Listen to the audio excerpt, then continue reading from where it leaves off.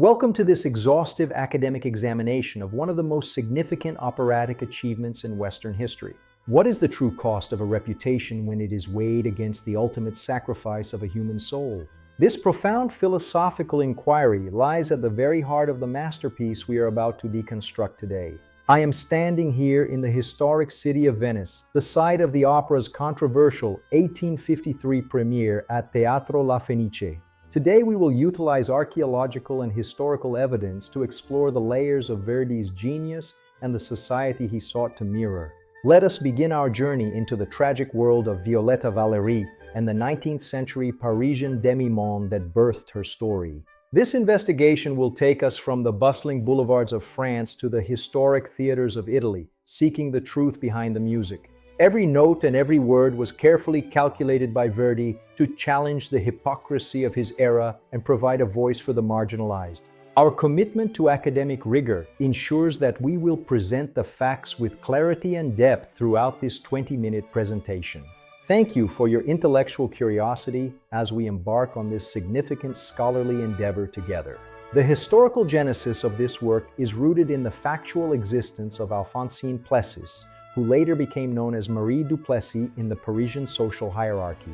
Born in 1824, her life represented the complex intersection of poverty and the extreme luxury of the high-ranking courtesan class. Detailed archival records from 1847 indicate that her estate was valued at over 100,000 francs at the time of her tragic passing. Alexandre Dumas fils documented this reality with archaeological precision in his literature before Verdi encountered the story during his visit to the French capital. The social statistics of 19th century France reveal a rigid class structure that made Violetta's redemption an impossibility within the contemporary legal and moral framework. Archaeological findings from the theater districts show how these performances were perceived as direct threats to the established bourgeois values of the era. We must analyze the specific demographic data of the audience members who first witnessed this radical departure from traditional operatic themes. The transition from the literary source to the operatic stage required a meticulous reconstruction of the Parisian social environment to ensure authenticity. Verdi's letters from this period confirm his obsession with capturing the exact atmosphere of the world he was portraying through his musical composition. Every scene was designed to reflect the harsh realities of a woman navigating a society that celebrated her beauty while condemning her very existence. The historical evidence suggests that the character of Violetta was a composite of several real-life figures. These figures inhabited the glamorous yet perilous world of the 19th century demi-monde. This part of our study concludes that the realism of the opera was its most revolutionary and dangerous characteristic for the public. We can observe how the specific urban planning of Paris during this time influenced the social dynamics between the elite and the marginalized classes. The economic data from the period shows a significant disparity in wealth. This disparity fueled the lifestyle of the individuals depicted in the opera. This rigorous analysis provides the necessary context. It is essential for understanding the emotional weight of the tragedy that follows in the subsequent acts. Our dedication to historical accuracy allows us to see beyond the romanticized versions of the story. It allows us to find the human truth underneath. This concludes our initial examination of the historical foundations of Giuseppe Verdi's most enduring and controversial masterpiece. The numbers of translated versions and adaptations across different media are staggering. These adaptations reach into the thousands over the last century. This evidence confirms that Verdi succeeded in creating a work that transcends its original scandalous context. We will now move forward into the technical analysis of the musical and architectural logic that supported this vision. The compositional logic employed by Giuseppe Verdi was nothing short of a structural revolution in the field of mid-19th century Italian opera. He moved away from the traditional bel canto structures to embrace a more fluid and dramatically integrated form of musical storytelling. Technical analysis of the score reveals a sophisticated use of recurring motifs that represent the physical and emotional decline of the protagonist. The initial reception at La Fenice was recorded in historical journals as a significant failure due to the audience's inability to accept a contemporary setting.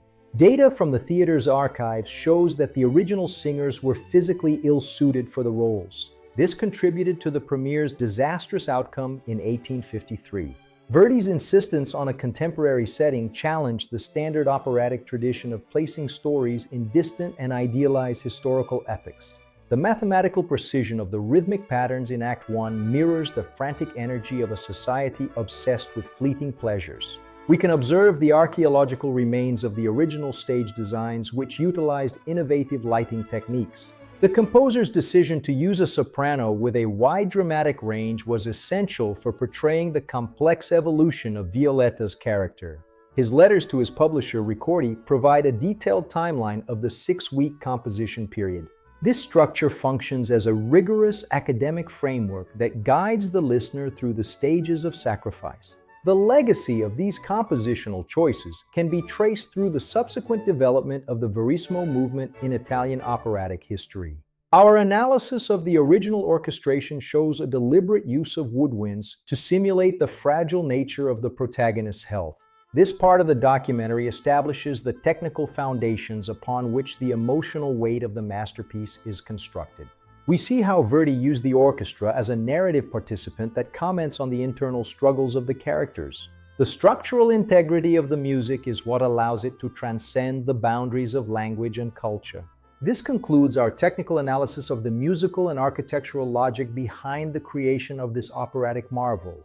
The central problem addressed in the narrative is the systemic hypocrisy of a society that demands moral purity from those it exploits. Act 1 introduces the Brindisi, which serves as a musical manifestation of the superficiality inherent in the Parisian upper classes. Historical records of 19th century salon culture show that these gatherings were sites of intense social negotiation and hidden power dynamics. The character of Alfredo Guermont represents the youthful idealism that is inevitably crushed by the weight of familial and societal expectations. Statistics regarding the spread of tuberculosis in 1850s Paris provide a grim scientific context for Violetta's physical vulnerability. The legal constraints on women's property rights and social mobility are documented in the archaeological archives of the French judicial system. We see the modern application of these themes in the contemporary struggle to balance individual identity with the pressures of reputations. The architecture of the Parisian boulevards designed by Baron Haussmann provides a visual metaphor for the rigid organization of this society. Every musical phrase in the confrontation scenes highlights the unbridgeable gap between the different social strata. The data suggests that Verdi was consciously using the stage to critique the very people who were paying for their seats. This social critique is delivered through a sophisticated blend of intimate personal tragedy and grand public spectacle. The archaeological evidence of costumes from the 19th century shows how visual appearance was used to define social boundaries. We must consider the psychological impact of these social structures on the individual's capacity for genuine love. The persistence of these themes in global culture indicates that the problems identified by Verdi have not been fully resolved. This extensive 4-minute analysis reveals the deep-seated tensions that provide the dramatic fuel for the entire operatic experience. The numbers of contemporary critical responses indicate a society that was deeply unsettled by the mirror Verdi held up. We observe how the characters navigate the impossible choices forced upon them by the moral rigidity of their cultural environment. This investigation into the social problem confirms that the opera is a profound sociological document of its origins.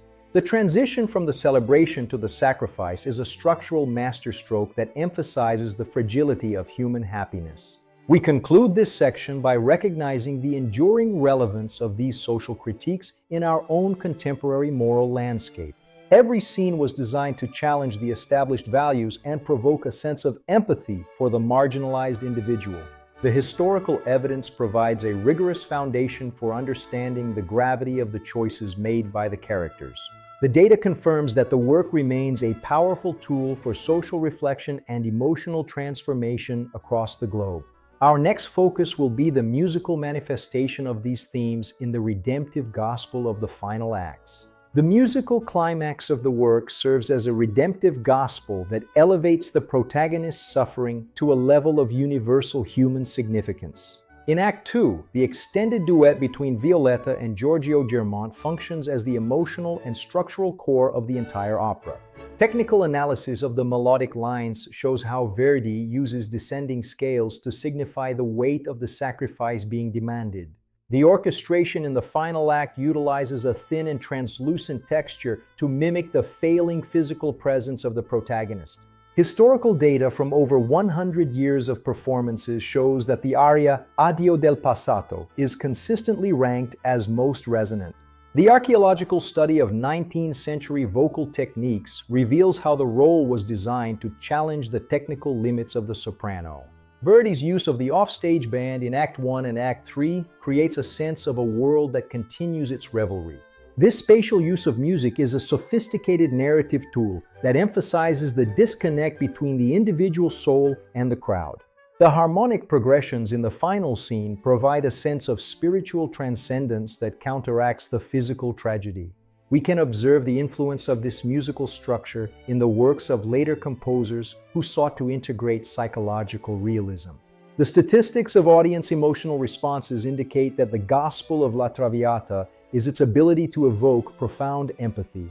Every note in the final act was meticulously calculated to serve the narrative goal of portraying a life that finds ultimate meaning. The legacy of this musical achievement is documented in the thousands of recordings and broadcasts that have brought the work to audiences. This 5-minute deep dive into the musical structure confirms Verdi's position as a master of technical precision and emotional communication. The evidence from the original manuscripts shows that Verdi made significant revisions to the final act to ensure the dramatic impact.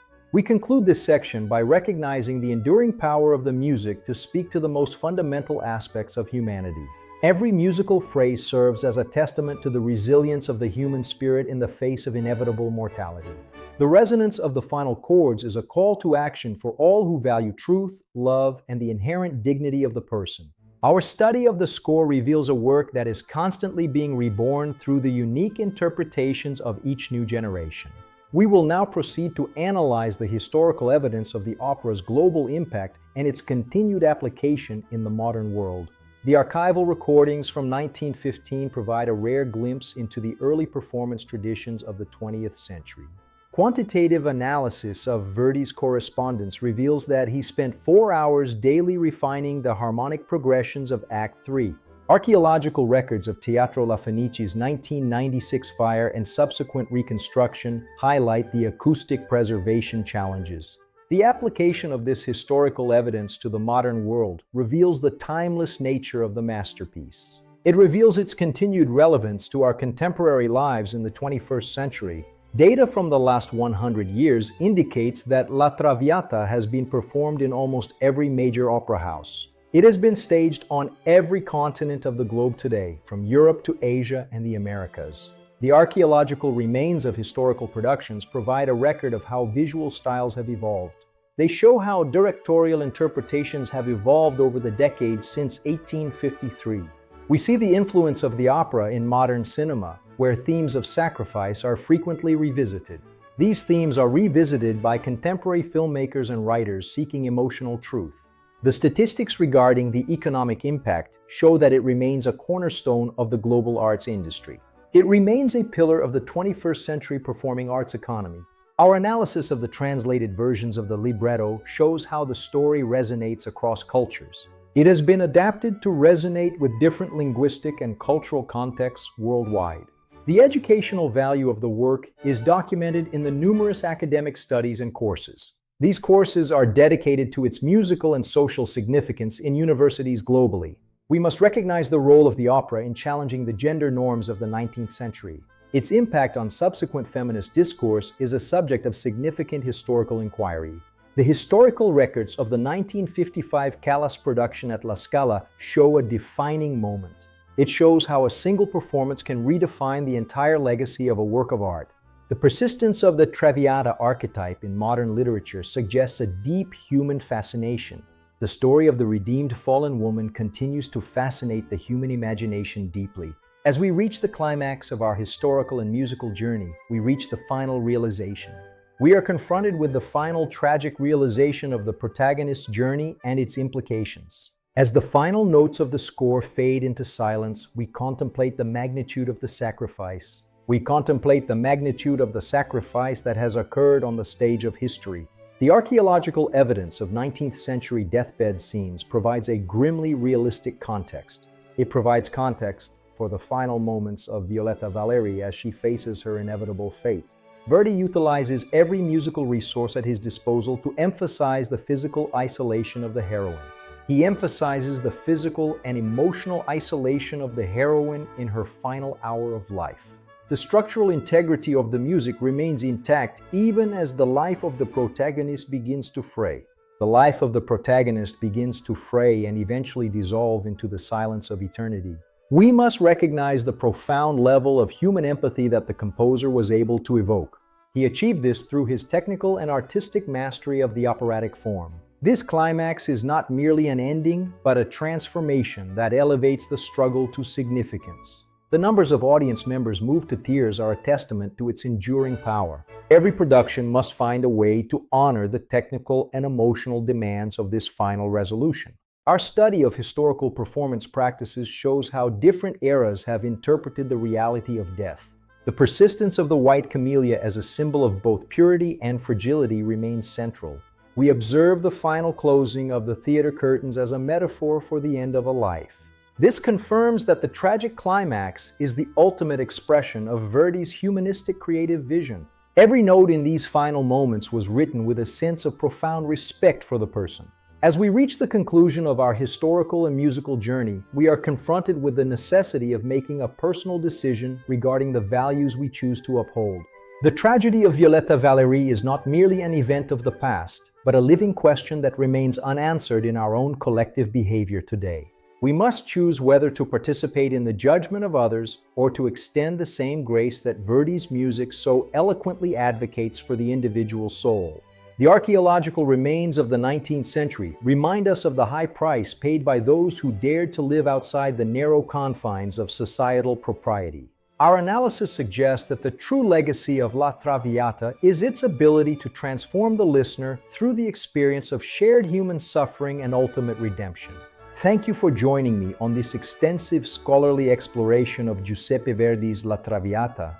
I hope the historical insights and musical analysis we have shared today will deepen your appreciation for this magnificent work. May the beauty of this masterpiece and the lessons of its tragedy continue to inspire your journey through life. I wish you all a wonderful day filled with peace, blessing, and the enduring power of music.